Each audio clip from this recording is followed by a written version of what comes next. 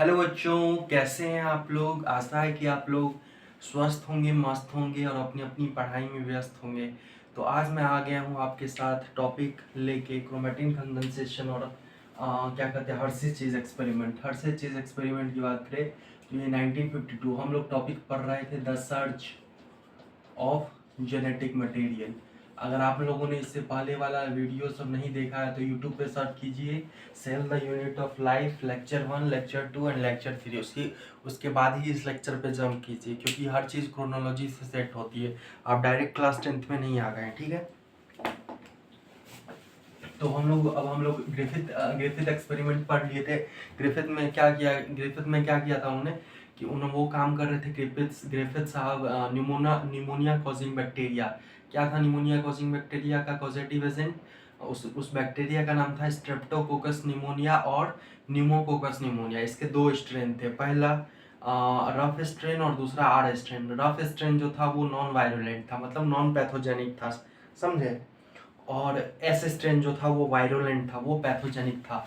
तो जब जब वो एस स्ट्रेन किसी होस्ट सेल के अंदर कोई भी चीज़ जाता है फॉरेन मटेरियल तो वो अटैक होता है। अगर उस अटैक की वजह से वो मर गया, जैसे मान लेते हैं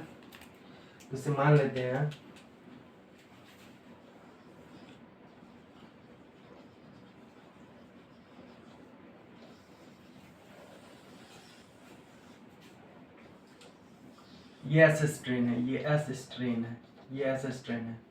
रफ स्ट्रेन कैसा होगा? ऐसा होगा। और एस स्ट्रेन जो होता है वो क्या होता है? कैप्सुलेटेड होता है, कैप्सुलेटेड होता है, समझे। तो ये अटैक बाय, ये क्या है? होस्ट सेल है। ये क्या है? होस्ट सेल है, होस्ट सेल है। पहली बात, ये अटैक होगा, अगर जाएगा तो attack by host cell.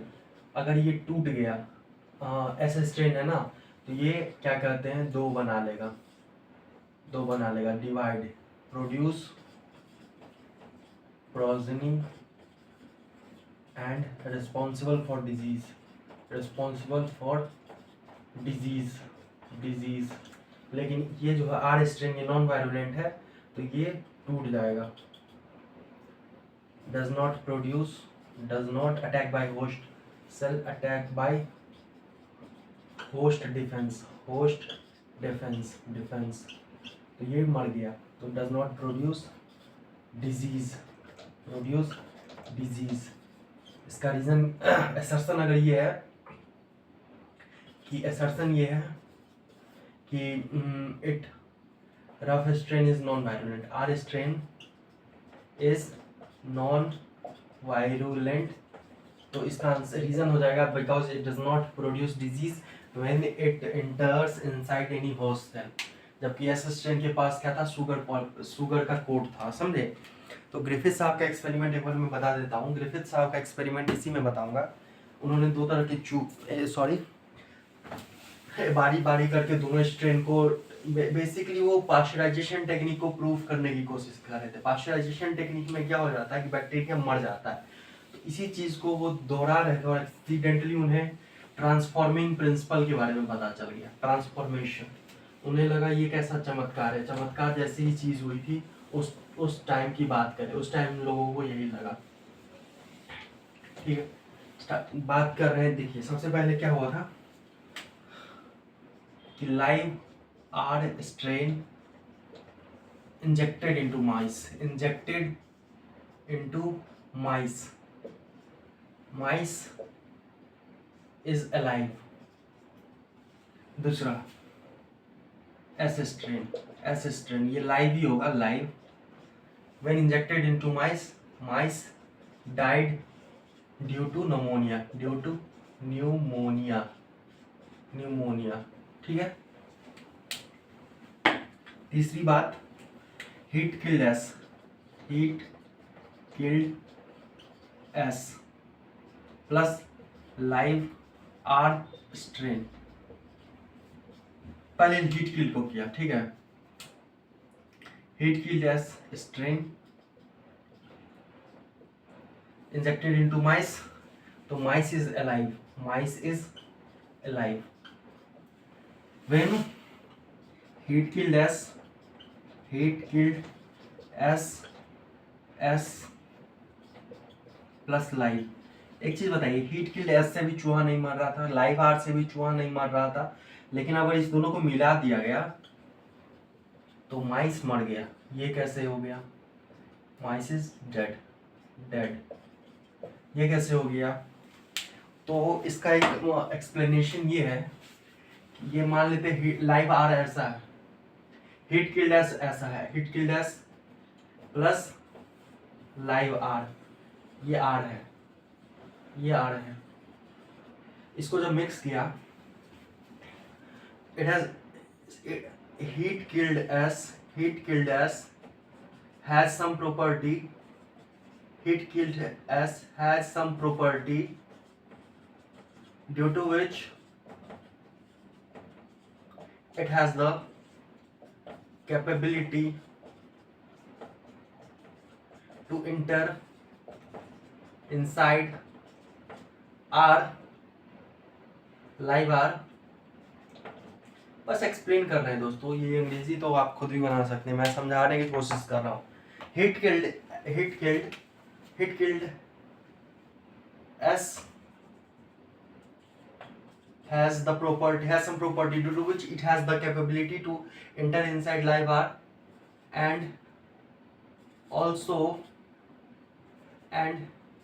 it also convert या transform live R into S. मतलब आर कन्वर्ट हो रहा है एस में। कैसे? जैसे मतलब हीट किल किए तो इसका कुछ मटेरियल इसके अंदर चला गया और it has the property due to which it is secreting sugar coat around the cell wall. इसकी वजह से ये कैसा हो गया? एस। जब उस चूहे से देखा गया, निकाला गया, तो उसमें एस स्ट्रेन पाया गया। तो यह था एक्सप्लेनेशन। तो लेकिन वो ट्रांसफॉर्मिंग मटेरियल, ये जो एंटर किया है इसके अंदर, ये ट्रांसफॉर्मिंग मटेरियल का नेचर नहीं बता पाए। इसके नेचर को किन्होंने बताया? एवरी मैकलाइड और मैककार्टी ने। उन्होंने क्या किया? सबसे पहले इसी चीज को, यही चीज को मिक्स किया 3 एंजाइम के साथ। मतलब अगर 3 लोगों का कंपटीशन है, जैसे मान लेते हैं एक रेस है जिसमें 3 लोग कॉम्पीट कर रहे हैं, ठीक है। डीएनएज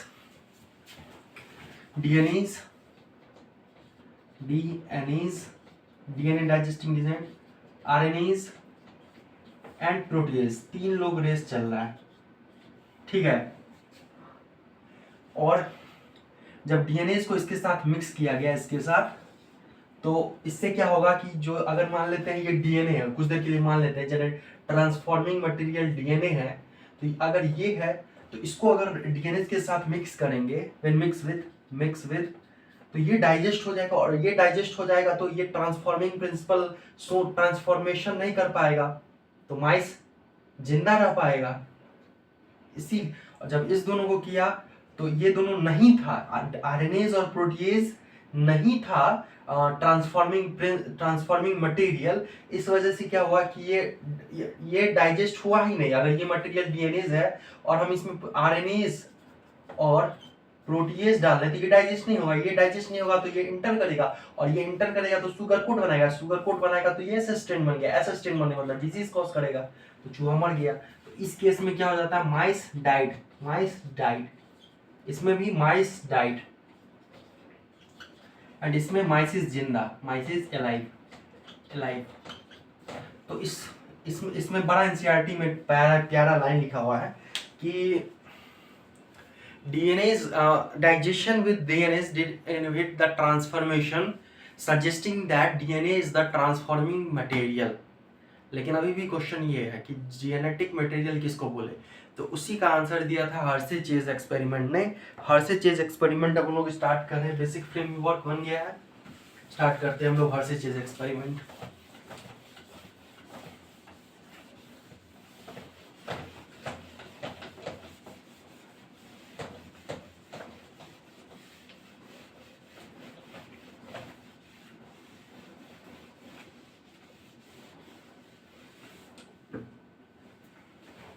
हर्षे 1933 से 1944 तक एवरी मैकलाइड मैककार्टी ने बताया था कि DNA is the transforming material. क्योंकि digestion with DNA is degenerate the transformation suggesting that DNA is the transforming material and transforming material is stable to heat. ठीक है, that why it has some property left behind. Okay, तो अब हम लोग Hershey chase experiment पढ़ रहे हैं 1952 Hershey spelling देख लीजिएगा, चेज एक्सपेरिमेंट, चेज एक्सपेरिमेंट दो है, तो he was working on two organism is used, पहला ई कोलाई और दूसरा T2 बैक्टीरियोफाज। ऐसा बैक्टीरियोफाज सुन के बैक्टीरिया समझा का वायरस है, बैक्टीरियोफाज क्या है, वायरस है। तो हम लोग जानते हैं कि वायरस जो होता है वो बैक्टीरिया के अंदर जाके अपना ग्रोथ करता है, लाइटिक और लाइसोजेनिक साइकिल आप लोग पढ़िएगा अगर, ठीक है। इकोलाई बात करें तो सबसे पहले इसमें 3 स्टेप था, इन्फेक्शन, ब्लेंडिंग एंड सेंट्रीफ्यूगेशन। एक चीज आपको मैं बता दूं, थोड़ा सा मैं डीएनए का स्ट्रक्चर बताऊंगा, उसके बाद फिर ये सब क्लियर होगा। क्योंकि डीएनए में T2 बैक्टीरियोफाज की बात करें तो T2 बैक्टीरियोफाज कुछ इस तरह का होता है, ठीक है। ये क्या है, this is what, this is our protein code, this is virus का protein code, this is protein code, this is what, genetic material,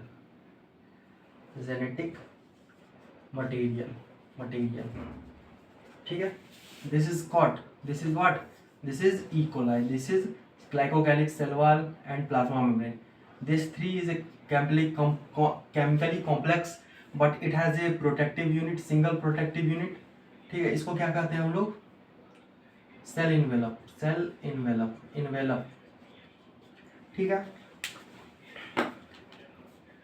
अगर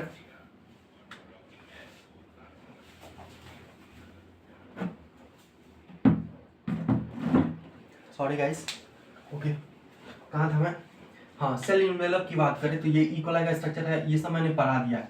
तो मैं इसको एक ऐसा स्ट्रक्चर बनाता हूँ सिंपल, इसको मान लीजिएगा ये है, ठीक है, ये ई कोलाई है। This is what, this is our nucleoid मतलब न्यूक्लियस लाइक, ठीक है। ऑइड मतलब होता है, दिस इज ऑइड मतलब लाइक एंड सन मतलब TION मतलब प्रोसेस, जैसे प्रोसेस ऑफ रिप्रोडक्शन मतलब क्या, process of continuity of a species is called what, reproduction. Translation, process of converting mRNA into protein, तो process मतलब process, ठीक है। ये मिटाते हैं, थोड़ी टर्मिनोलॉजी बताते रहना चाहिए क्योंकि एग्जाम में आ जाता है। इसमें 3 स्टेप था, इन्फेक्शन में क्या करते थे, ये इस पे अटैक करवाते थे। तो इससे एक बेसिक फ्रेमवर्क दे रहा हूँ, इसको इस पे अटैक करवाएंगे तो कोवेलेंट बॉन्ड बनेगा। ब्लेंडिंग में क्या होगा, ब्लेंडिंग मतलब क्या, मिक्सिंग में मिक्स कर दिया, agitating them in A blender, agitating them into blender मतलब क्या होता है, इसमें removal of viral particle, blending मतलब क्या, दोनों को मिक्सिंग में एजिटेट कर दिया, एजिटेट मतलब क्या, मिक्सर, ठीक है। और सेंट्रीफ्यूगेशन की बात करें तो रिमूवल ऑफ वायरल पार्टिकल। तो देखिए इसमें 3 चीज होता है, और इससे ना सेंट्रीफ्यूगेशन के बाद इसमें 2 लेयर बनता है, डेंसिटी सेंट्रीफ्यूगेशन के बाद 2 लेयर बनता है। इसमें एक ऐसा टेस्ट ट्यूब आता है जिसमें ये पार्ट है पैलेट और ये पार्ट है सुपरनेटेड में हल्का पार्टिकल रहेगा और पैलेट में क्या रहता है, भारी रहता है। तो पैलेट के अंदर सेल चलाता है और सेल के अंदर जो गया वही रिस्पॉन्सिबल है किस चीज के लिए, हमारे जेनेटिक इंफॉर्मेशन को ट्रांसफर करने के लिए, ठीक है। जेनेटिक मटेरियल क्या है, material which transfer genetic information from parent to offspring. अगर सेल के अंदर ये चला गया, इकोलाई के अंदर मान लेते प्रोटीन कोड चला गया तो वो जेनेटिक मटेरियल होगा, प्रोटीन है जैसे मान लेते हैं। अगर इकोलाई के अंदर ये गया तो ये जेनेटिक मटेरियल है। तो यही हर्शे चेज का जो एक्सपेरिमेंट था ये बताया, it is experimentally proved, it is experimentally verified, it is experimentally verified. दूसरा अनइक्विवोकल, कोई संदेह ही नहीं रह गया, unequivocal proof of genetic material, unequivocal proof of genetic material. ठीक है, अनइक्विवोकल मतलब क्या, जिसका मतलब जिसके बाद कोई संदेह ना रह गया हो। ठीक है, तो इस तरह से इन्फेक्शन करवाया, कोवेलेंट बॉन्ड बना, उसको फिर ब्लेंड करवाया। ब्लेंड मतलब क्या होता है, रिमूवल ऑफ वायरल पार्टिकल। हल्का सा जैसे मान लेते हैं ये इन्फेक्शन है, ये ब्लेंडिंग है, ये centrifugation. Infection, blending, centrifugation. Infection मतलब कोवेलेंट बॉन्ड बना किस किस के बीच में, T2 बैक्टीरियोफेज और इकोलाई के बीच में। T2 बैक्टीरियोफेज क्या है, वायरस। वायरस क्या करेगा, हम लोग जानते हैं कि वायरस होस्ट सेल के अंदर जाके अपना रिप्रोडक्शन करता है और अपना जीनोम उसके अंदर डाल देता है, और वो जीनोम क्या है, इसी चीज का तो लड़ाई है। Got my point? ठीक है, तो इसको डिटेल में स्टार्ट कर रहे हैं। तो इस T2 बैक्टीरियोफेज में उसने रेडियो एक्टिव दो चीज मिलाया, एक रेडियो एक्टिव डीएनए किया, एक रेडियो एक्टिव प्रोटीन किया। अगर रेडियो एक्टिव प्रोटीन किया तो उसको सल्फर से किया, और रेडियो एक्टिव डीएनए किया तो उसको फास्फोरस से किया। अब फास्फोरस और सल्फर ये बड़ा कंफ्यूजन है, तो इसको स्टडी कर रहे हैं हम लोग। ठीक है, थोड़ा सा मैं आपको डीएनए का स्ट्रक्चर बताऊंगा, उसके बाद फिर आगे हम लोग कैरी ऑन करेंगे। इसको लिख लीजिए आप लोग, फटाफट लिखिए। यहाँ पे लिखा हुआ unequivocal proof of genetic material, and यहाँ पे लिखा हुआ इट इज एक्सपेरिमेंटली वेरीफाइड। ठीक है, दो ऑर्गेनिज्म यूज किया, इकोलाई और T2 बैक्टीरियोफेज। इसमें तीन प्रोसेस था, इन्फेक्शन, ब्लेंडिंग, सेंट्रीफ्यूगेशन। इन्फेक्शन मतलब कोवेलेंट बॉन्ड बना, ब्लेंडिंग मतलब removal of viral particle, centrifugation मतलब सेपरेशन ऑफ वायरल पार्टिकल। और सेपरेशन के बाद जो सेल के अंदर जीनोम अंदर गया, मान लेते हैं वो अगर डीएनए गया तो वो जेनेटिक मटेरियल है, और रेडियो एक्टिविटी हम लोग डिटेक्ट कर सकते हैं, हमारे पास ऐसा टूल है। ठीक है,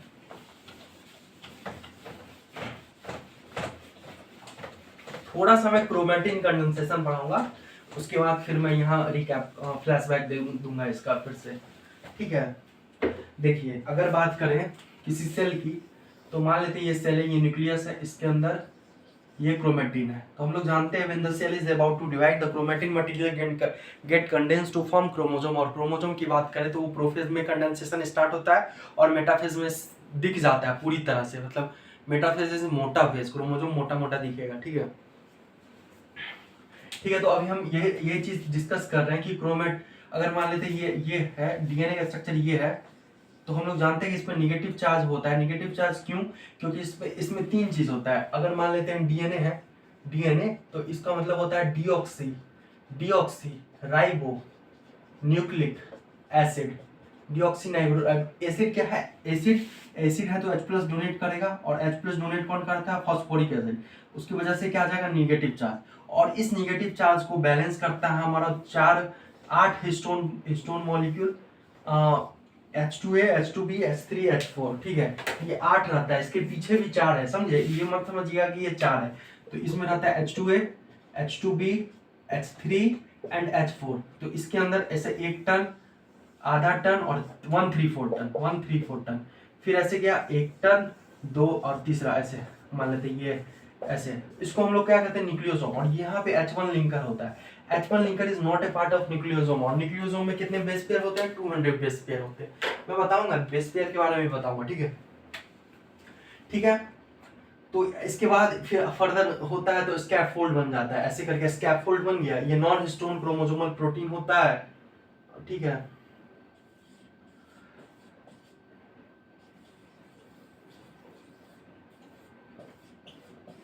इस तरह से कंडेंसेशन होता है। ठीक है, देखिए इसमें तीन चीज, डीऑक्सीराइबोन्यूक्लिक एसिड, डीऑक्सी मतलब डीऑक्सीराइबोस शुगर, इस कुछ इस तरह का होता है स्ट्रक्चर इसका, डीऑक्सीराइबोस शुगर का।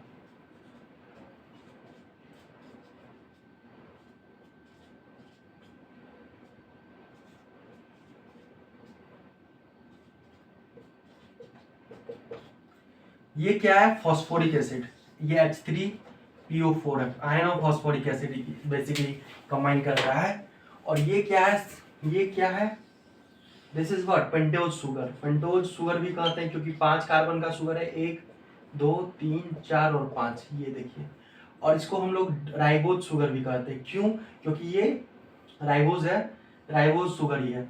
और C5H12 जैसे C6H12 वो 6 होता है, उसी तरह से ये होता है, ये C5H10 हो जाएगा, ठीक है। यहाँ फिर शुगर जोड़ता है, नाइट्रोजन बेस जोड़ता है, नाइट्रोजन बेस, और शुगर के साइड वाला बॉन्ड को क्या कहते हैं, N glycosidic bond, N glycosidic bond, N glycosidic bond, glycosidic bond, sugar के साइड वाला बॉन्ड ना एन ग्लाइकोसिडिक बॉन्ड। तो इसको मैं आगे दिखा रहा हूँ, एक पेज में एक स्लाइड में मैं ये बताने की कोशिश कर रहा हूँ। ये सेल है, सेल के अंदर न्यूक्लियस है, न्यूक्लियस के अंदर क्या है, क्रोमेटिन है अगर वो इंटरफेज में है, और क्रोमोसोम है अगर वो एम फेज में है, ठीक है। अभी हम बात करते हैं क्रोमेटिन कंडेंसेशन की, जब होता है प्रोफेज में। प्रोफेज में कैसे होता है, DNA is a very long DNA is a very large molecule placed inside very small nucleus. So क्या कहते हैं, मतलब वो फ्लेमिंग साहब जो थे, he failed to extract them, समझे। क्रोमेटिन जो था वो फर्स्ट डिस्कवर्ड किसने किया था, फ्लेमिंग ने। और डीएनए को फर्स्ट डिस्क्राइब कौन किया था, फ्रेडरिक मिशर ने, फ्रेडरिक मिशर। देखिए ये सब पॉइंट लिखिए क्योंकि बहुत कंफ्यूजिंग है सब, ठीक है। मैं इसको लिखता हूँ, ठीक है, इसको लिख लिया आप लोग, मिटाता हूँ मैं।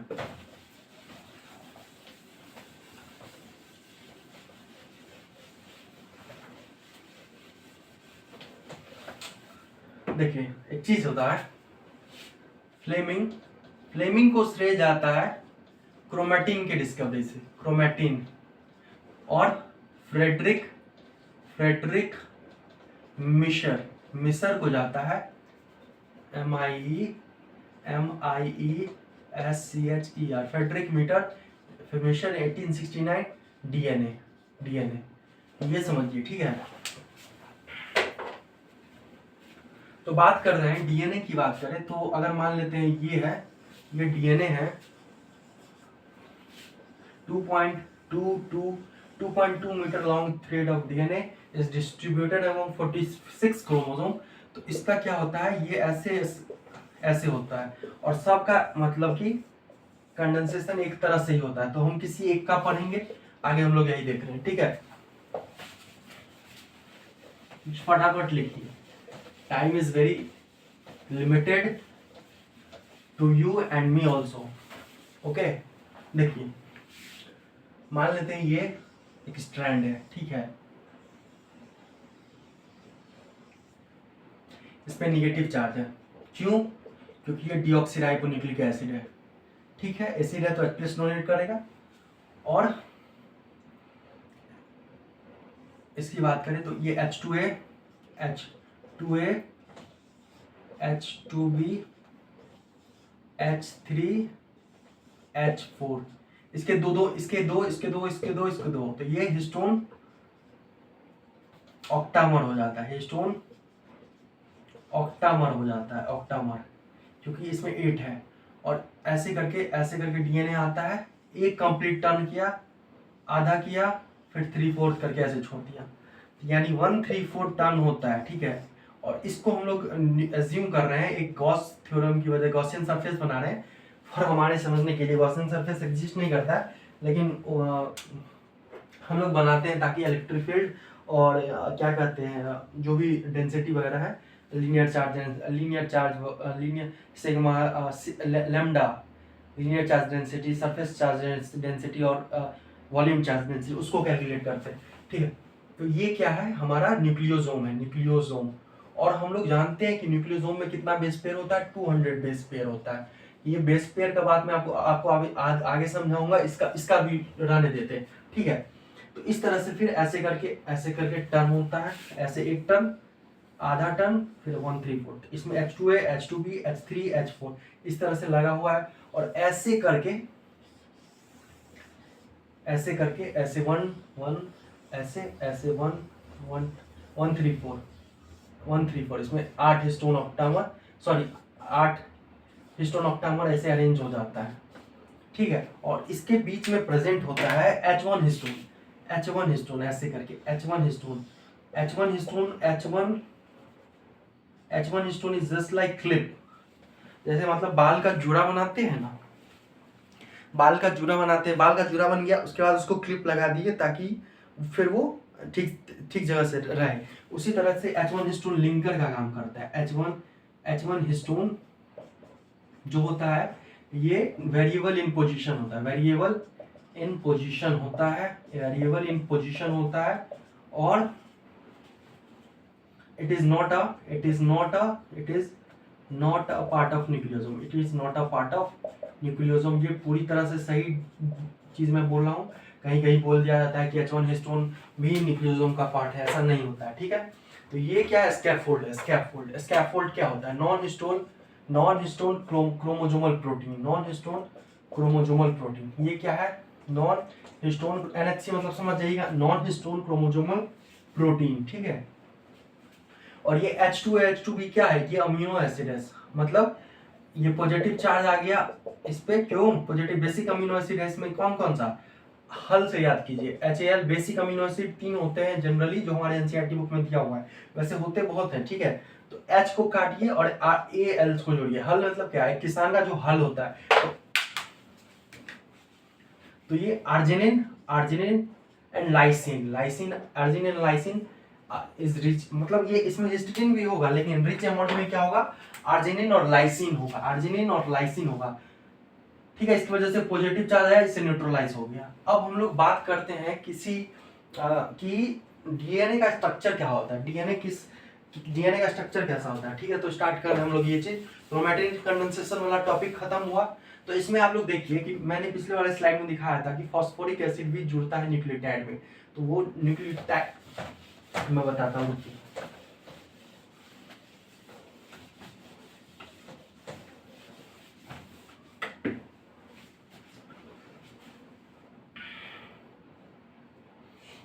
देखिए, डीऑक्सी राइबो न्यूक्लिक एसिड जो रहता है ना, वो पॉलीमर होता है, it is a polymer of deoxy ribo nucleotide. Deoxy ribo, अभी डीएनए का बात करें तो डीएनए का ही बात करेंगे, डीऑक्सी राइबो न्यूक्लियोटाइड। और राइबो न्यूक्लियोटाइड में देखिए एक चीज देखिएगा, टी, तो टी मतलब 3 कंपोनेंट, इसका 3 कंपोनेंट होता है, ठीक है। पहला कंपोनेंट होता है शुगर। देखिए एक चीज समझिए कि जो शुगर होता है ना, वो CnH2nO होता है, एक CnH2nOn होता है, ठीक है, दिखाता हूँ आपको। CnH2nOn होता है, जैसे C6H12O6 होता है, इस फॉर्मेट में आ रहा है ना, ठीक है।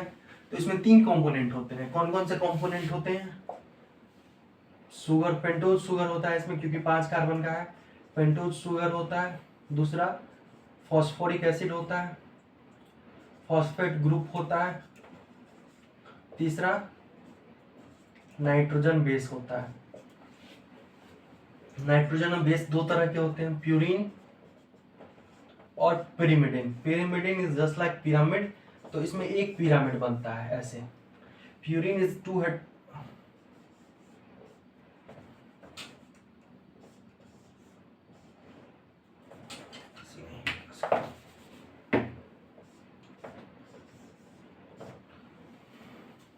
प्यूरिन पिरामिड की तरह नहीं है।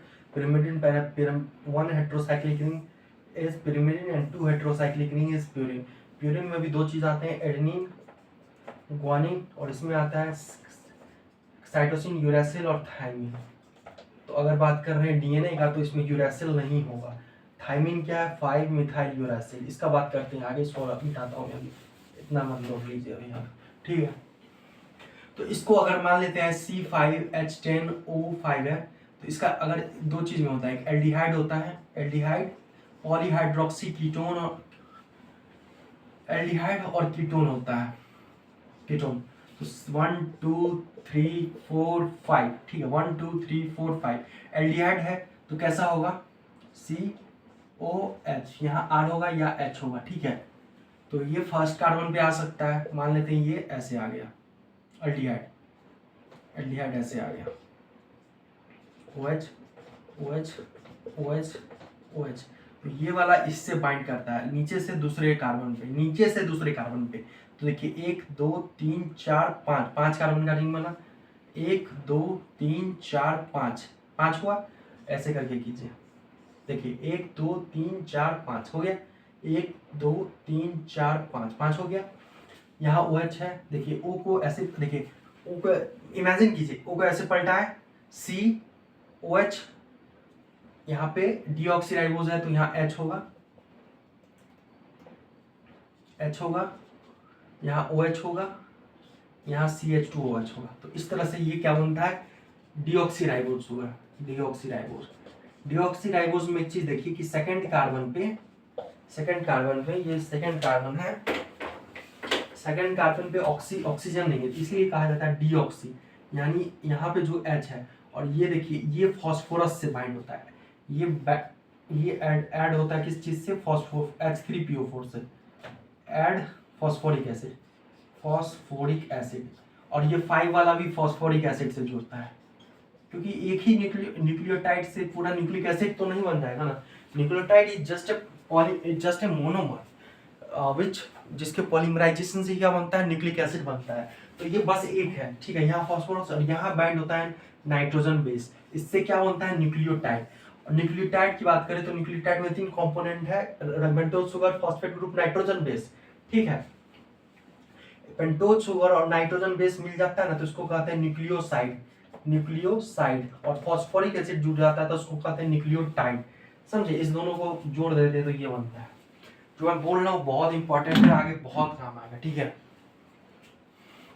तो एक चीज यहाँ पे देखिए, यहाँ फॉस्फोरिक एसिड कैसे बाइंड होता है मैं बताता हूँ। H यहाँ से H comes from acid and OH comes from alcohol group of sugar. ये क्या है, अल्कोहल है, OH क्या है, अल्कोहल है। तो ये जो एल्डिहाइड है ना, यही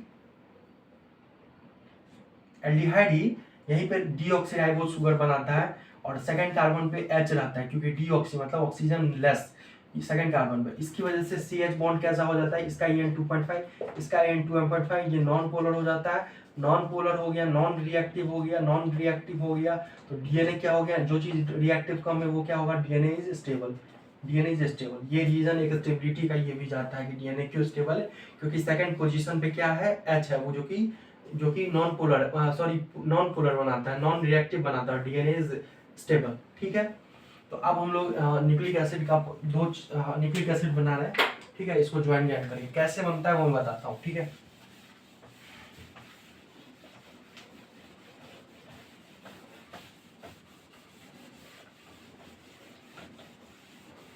ड्रॉपर लोगों को तो बहुत मजा आ रहा होगा, हो सकता है 11th वाले बच्चों को थोड़ा दिक्कत हो सकता है। ऑफलाइन क्लासरूम में होते तो मैं डाउट डिस्कस कर सकता था, ठीक है। देखिए ठीक है, देखिए एक चीज देखिए, ये O है, ऐसे बना, OH H OH CH2 OH P OH OH H3PO4 ऐसे ही बनता है, क्योंकि बायोलॉजिकल वर्ल्ड में कोऑर्डिनेट बॉन्ड नहीं बनाते हैं। और यहाँ पे नाइट्रोजन बेस आ जाता है, ठीक है। तो देखिए यहाँ H किससे आएगा, एसिड से आएगा, H comes from acid and OH comes from sugar.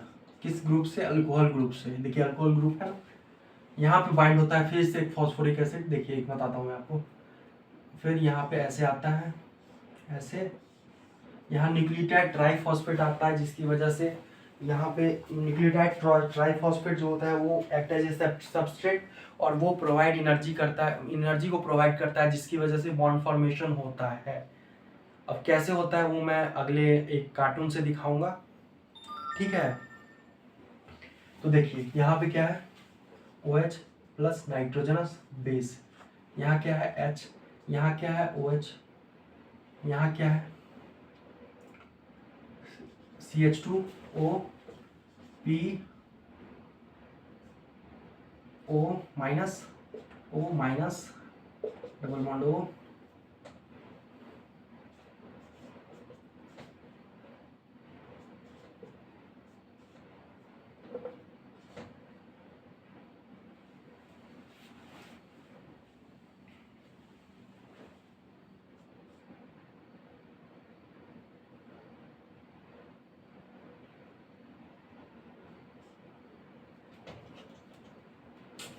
यहाँ नहीं बनाते, ऊपर बनाते हैं। देखिए यहाँ से क्या हो जाता है कि देखिए POC बॉन्ड इधर, POC मतलब acid plus alcohol is what Easter, POC bond इधर, और ये ऑक्सीजन को थोड़ी देर के लिए इधर बना देंगे तो कोई प्रॉब्लम, यहाँ से OH निकल जाता है, ऐसे बाइंड हो जाता है। तो यहाँ देखिए एक POC बॉन्ड इधर है, एक POC बॉन्ड इधर, POC।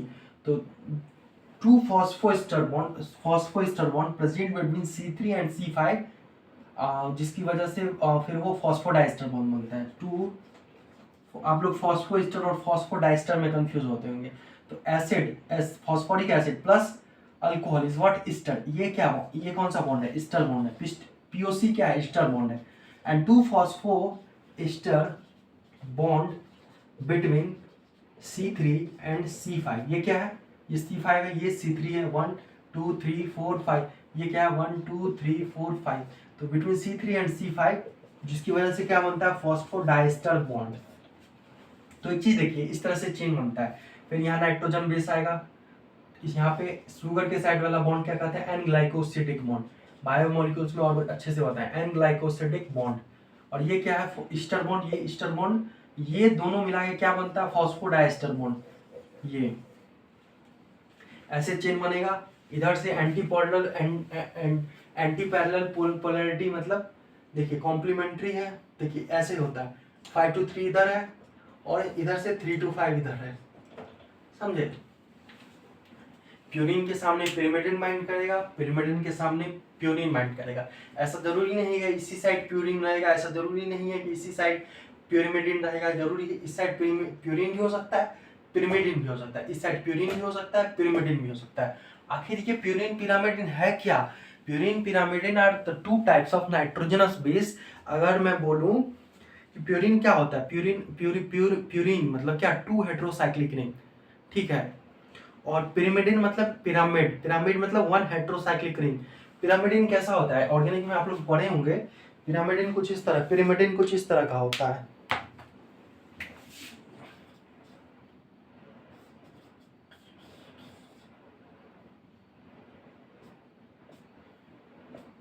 ये क्या है, पिरामिडिन है। तो ये 1 हेटेरोसाइक्लिक रिंग है, तो इसको कहते हैं क्या है, नाइट्रोजन कंटेनिंग कार्बन रिंग, ठीक है। उसका डिटेल अभी छोड़िए। देखिए ऐसे होता है। तो ये क्या है, एंटी पैरेलल है, एंटी पैरेलल है क्योंकि one polarity of one stand is 5 to 3 and polarity of another stand is 3 to 5। तो ये एंटी पैरेलल है,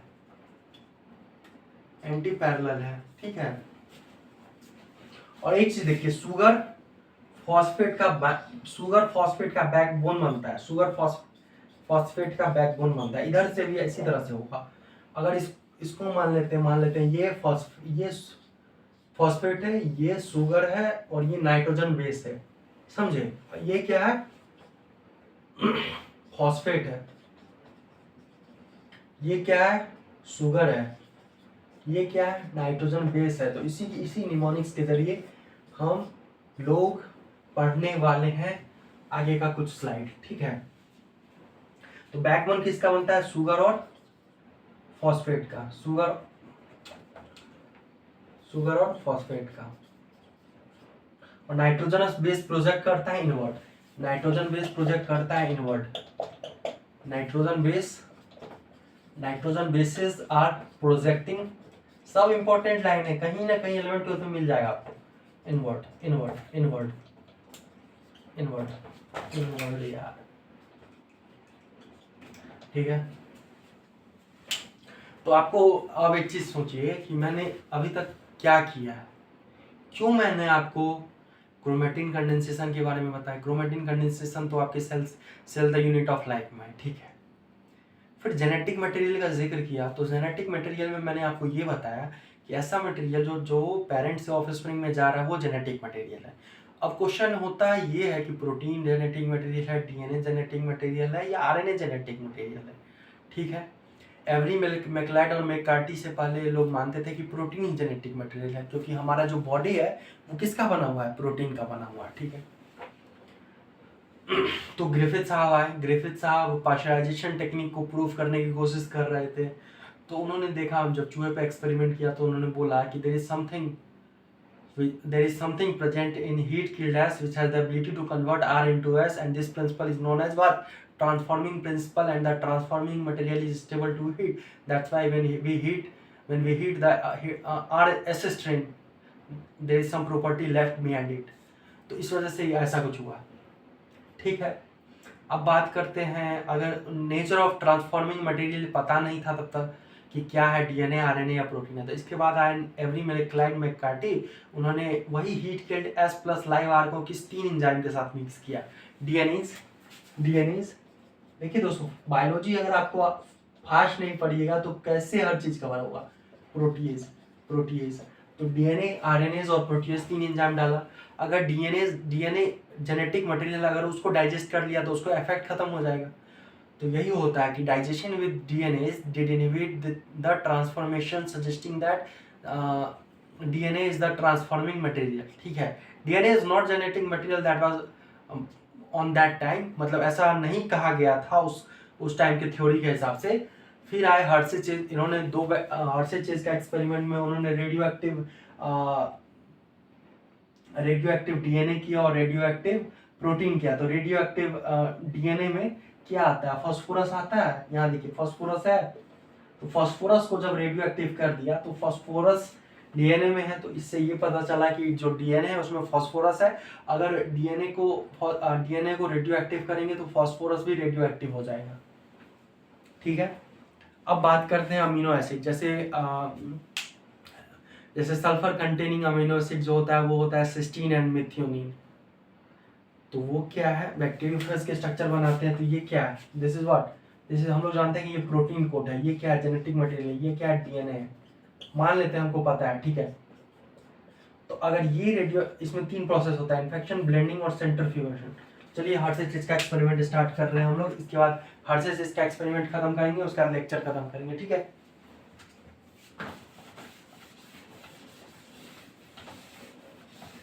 अब पता चला कि डीएनए होता है deoxyribonucleic acid. Nucleic acid is a polymer and इसका मोनोमर क्या है, न्यूक्लियोटाइड। न्यूक्लियोटाइड में 3 कंपोनेंट, शुगर, फॉस्फोरिक एसिड, तीसरा नाइट्रोजन बेस। जो फॉस्फेट है उसमें फॉस्फोरस आता है। अगर हम रिप्लेस कर दें फॉस्फोरस को विद रेडियो एक्टिव फॉस्फोरस तो डीएनए कैसा हो जाएगा, रेडियो एक्टिव। आप समझे क्यों मैंने इतना मेहनत किया। रटने के लिए तो आप रट लीजिएगा, लेकिन कॉन्सेप्ट तो बताना पड़ेगा ही।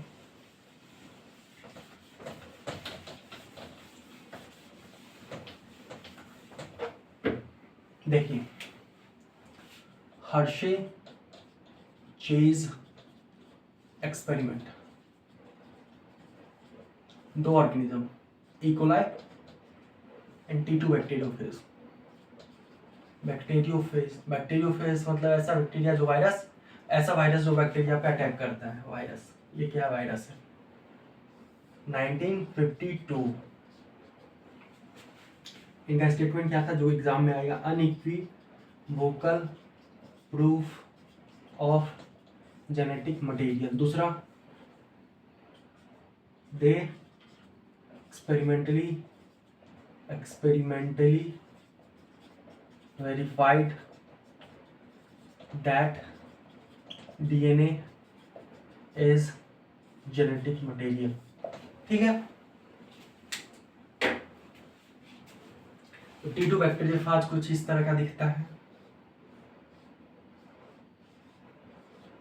इसके अंदर क्या है, this is what, DNA। If we replace phosphorus with radioactive, if we replace DNA with radioactive phosphorus, radioactive phosphorus क्या है, P32। ठीक है, ऐसे बना लेते हैं। If we replace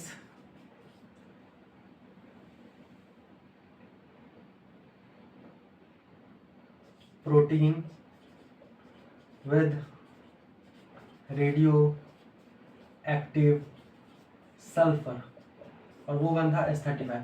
एस को ऐसे बनाते हैं तो 35 ऐसे, ठीक है, याद रखने का ट्रिक है। एस जैसे ऐसे बनाते हैं तो 16Nc35 इस तरह से भी याद रख सकते हैं, ठीक है। तो ऐसे किए तो इसको इन्फेक्शन किए, पहला बात इन्फेक्शन किए तो ऐसे किए, ये इकोलाई है, इकोलाई के ऊपर इन्फेक्शन किए, इन्फेक्शन देख रहे हैं हम लोग। इन्फेक्शन में क्या होगा, कोवेलेंट बॉन्ड बनेगा, कोवेलेंट बॉन्ड दिखाते हैं अपना लोग।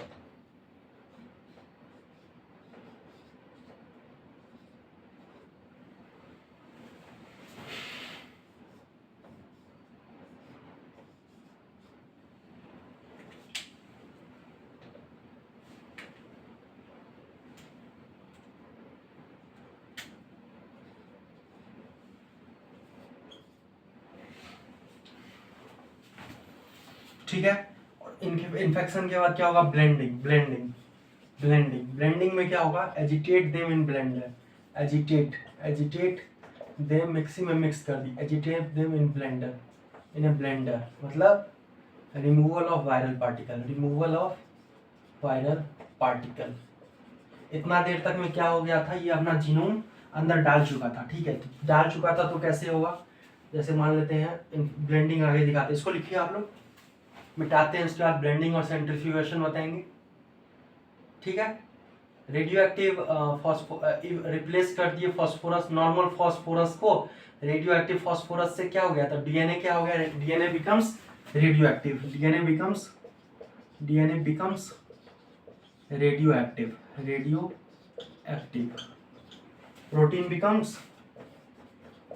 Protein coat becomes radioactive, ठीक है। इतना लिखे मिटाते हैं, फिर मिटाऊं, ठीक है। कॉन्सेप्ट देखिए, कॉन्सेप्ट जहाँ समझाने वाला रहता है वहाँ मैं टाइम देता हूँ, ऐसा नहीं है कि मैं फास्ट पढ़ा रहा हूँ, टाइम जहाँ देना रहता है वहाँ देता हूँ, ठीक है।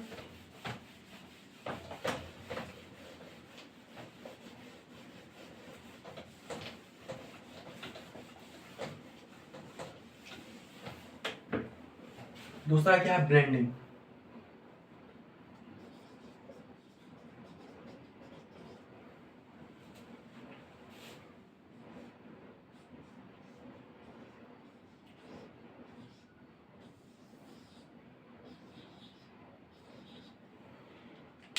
रेडियो एक्टिविटी दिखाने के लिए 2 पेन मैं यूज कर रहा हूँ, ठीक है। ये ब्लेंडिंग है, देखिए सेपरेट हो गया, इन्फेक्शन, कोवेलेंट बॉन्ड बना, blending, removal of viral particle, centrifugation, separation of viral particle. तो ये ब्लेंडिंग के बाद ये डीएनए अंदर घुस जाता है, डीएनए अंदर घुस गया। अब ऐसा क्यों पता चला है, क्योंकि ये जब सेंट्रीफ्यूग करेंगे तो सेल के अंदर जो चीज जाएगा वो चीज जीनोम होगा। अभी हम इतना मान के चलेंगे, ठीक है। दूसरी बात, यहाँ पे भी ऐसे ही केस हुआ कुछ,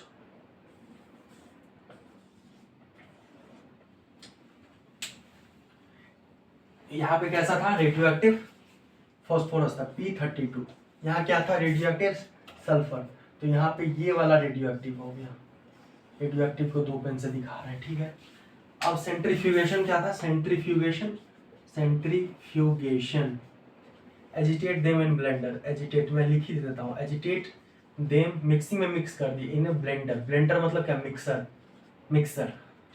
removal of viral particle, removal of viral particle अपना जीनोम दे चुका है, अंदर घुसा चुका है, ठीक है। रिमूवल ऑफ पार्टिकल, ये सेंट्रीफ्यूगेशन क्या है, सेपरेशन ऑफ वायरल पार्टिकल, ठीक है। सेंट्रीफ्यूगेशन हो गया। अब सेंट्रीफ्यूगेशन से रिजल्ट क्या आया, 2 रिजल्ट आया। एक मान लेते हैं ये डेंसिटी सेंट्रीफ्यूगेशन कर रहे हैं, सेंट्रीफ्यूगेशन तो सेंट्रीफ्यूगेशन से ये वाला पार्ट क्या है, सुपरनेटेंट, ये क्या है, पैलेट, ये क्या है, सुपरनेटेंट मतलब जो ऊपर फ्लोट कर रहा है, और ये क्या है, पैलेट। हम लोग जानते हैं कि वायरस इकोलाई जो है, हम लोग जानते हैं उसका साइज ज़्यादा होता है वायरस की अपेक्षा, तो इकोलाई के अंदर ऐसे करके इकोलाई नीचे आ गया, इकोलाई भारी है तो वो नीचे आ गया, और ये वाला बाहर है, और इसके अंदर ये जो था ये, तो रेडियो एक्टिविटी डिटेक्ट हुआ, radioactivity detected in pellet part, suggesting that DNA is the genetic material, क्योंकि वही रेडियो एक्टिविटी डिटेक्ट मतलब इसके अंदर चला गया, तो ये जेनेटिक मटेरियल है, और जेनेटिक मटेरियल वो इसमें रेडियो एक्टिविटी डिटेक्ट हुआ, और इसमें कौन सा रेडियो एक्टिव एलिमेंट डाले थे, P32 किसमें प्रेजेंट है, डीएनए में प्रेजेंट है, इसका मतलब डीएनए ही जेनेटिक मटेरियल है। यहाँ पे क्यों नहीं सल्फर जेनेटिक मटेरियल, क्यों, क्योंकि सल्फर जो है प्रोटीन जो है वो बाहर रह गया, सुपरनेटेंट पार्ट में प्रोटीन रह गया, यह जेनेटिक मटेरियल के अंदर इंटर नहीं किया, ई कोलाई के अंदर इंटर नहीं किया। इसका क्या मतलब है कि ये इंटर नहीं किया तो ये जीनोम नहीं है, और यहाँ रेडियो एक्टिविटी डिटेक्ट कहाँ हुआ, सुपरनेटेंट पार्ट पे, सल्फर एस से सुपरनेटेंट, S35 सल्फर 35 ये किस में प्रेजेंट था, प्रोटीन में, तो protein is not a genetic material, why, क्योंकि radioactivity detected in supernatant part. समझ आया? देखिए बेसिकली इसमें क्या किया गया, देखिए हर्षिचेज के एक्सपेरिमेंट को मैं फिर से दोहरा रहा हूँ शुरू से, अगर आपको नहीं समझ आया तो फिर से मैं बताता हूँ, अगर समझ भी आ गया तो और स्ट्रॉन्ग कीजिए इसको, ठीक है, छूटना नहीं चाहिए कुछ। देखिए दो चीज़ इसमें, सबसे पहले हम जानते हैं कि T2 बैक्टीरियोफाज में एक प्रोटीन कोट होता है, मैं दिखाता हूँ, विजुअलाइज कराता हूँ, इतना बात है। रेडियो एक्टिविटी यहाँ पे डिटेक्ट किसमें हुआ, इसमें लिख देता हूँ मैं, सुपरनेटेंट पार्ट है, ये पैलेट पार्ट है, तो यहाँ radioactivity detected in pellet part, supernatant part, radioactivity detected in supernatant part, radioactivity detected in supernatant part, that's the reason why protein is not a genetic material, ठीक है। तो इसको मैं visualise कराता हूँ, इतना लिख लिया आप लोग, मिटाते हैं, 10 मिनट और रखते हैं लेक्चर को, ठीक है।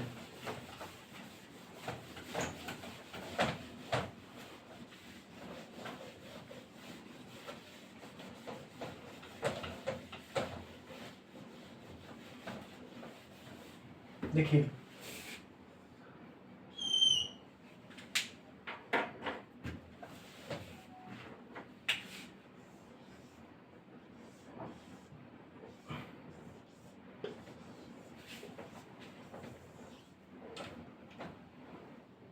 समझने के लिए ई कोलाई को छोटा बना रहे हैं, क्योंकि रेडियो एक्टिविटी हम किस में डाल रहे हैं, बैक्टीरियोफाज में डाल रहे हैं।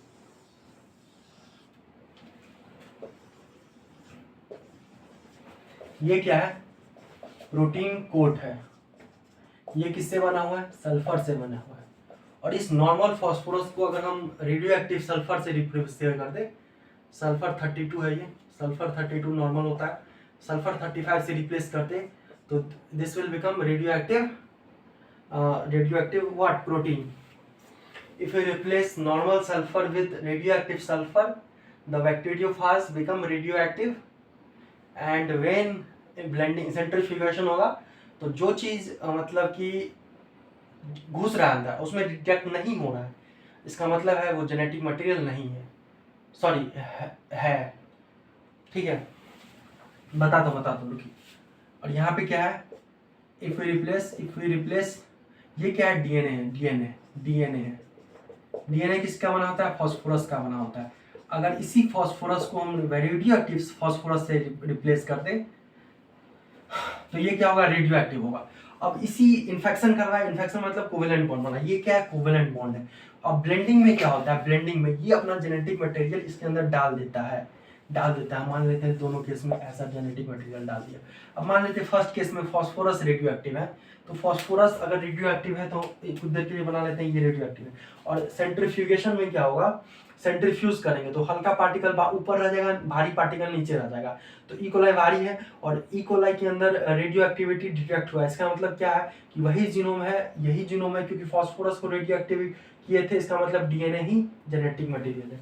और इस केस में बात करें, और इस केस में बात करें तो यहाँ पे no radioactivity detected in pellet part, why, because यहाँ पे हम लोग रेडियो एक्टिव किसको कर रहे हैं, सल्फर को कर रहे हैं, सल्फर को रेडियो एक्टिव कर रहे हैं, और वो एंटर हो ही नहीं रहा है सेल में। जब वो एंटर हो ही नहीं रहा है तो रेडियो एक्टिविटी डिटेक्ट कैसे होगा? इसलिए कहा जाता है कि सल्फर को जब यूज करते हैं तो एस से सल्फर, एस से सुपरनेटेंट, पी से फॉस्फोरस, पी से फॉस्फोरस, पी से पैलेट। तो पी जब P32 रहेगा तो पैलेट में रेडियो एक्टिविटी डिटेक्ट होगा, S35 रहेगा या सल्फर 35 रहेगा तो उसमें सुपरनेटेंट पार्ट में रेडियो एक्टिविटी डिटेक्ट होगा। तो आप समझ में आया डीएनए की जेनेटिक मटेरियल। अगर आपको ये वीडियो लेक्चर अच्छा लगा हो तो प्लीज़ लाइक कीजिए, थोड़ा सा कमेंट भी कर दीजिए जिससे मेरा थोड़ा सा एनर्जी मेंटेन रहे। Thank you. अगर आपको ऐसा ही वीडियो देखना है तो प्लीज़ चैनल सब्सक्राइब कर दीजिए।